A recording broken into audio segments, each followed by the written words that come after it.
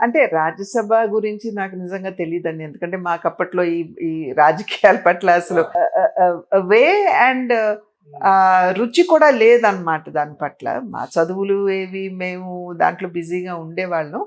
But ముఖ్యమంత్రిగా జరుగుతున్నటువంటి మర్యాదని చూసి ఆయన నేను కూడా కావాలి అని అనుకున్నారు అని గనుక ఎవరన్నా అంటే నాకైతే కన్విన్సింగ్ కాదనమాట.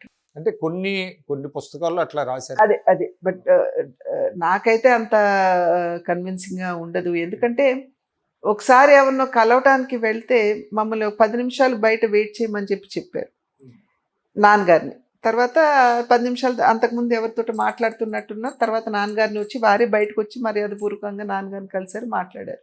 ఇంటికొచ్చిన తర్వాత మా చిన్నాన్నగారు అడిగారు, "ఎందుకన్నా మనం అంత కూర్చోవాలా? మీకు టైం చెప్పారు గదా! టైంకి మీరు వెళ్లారు." నాన్నగారు చాలా పంక్చువల్ అండి. ఒక 2 నిమిషాలు ముందే ఉంటారు గానీ, 2 నిమిషాలు కాదు, అర నిమిషం తర్వాత కూడా వెళ్ళేటువంటి అవకాశం ఉండదు. సో, మీరు వెళ్లి అక్కడ వెయిట్ చేయటం ఏంటి అని అంటే, అప్పుడు నాన్నగారు అన్నారు, "మనది అవసరం. నేను కలవటానికెళ్ళాను.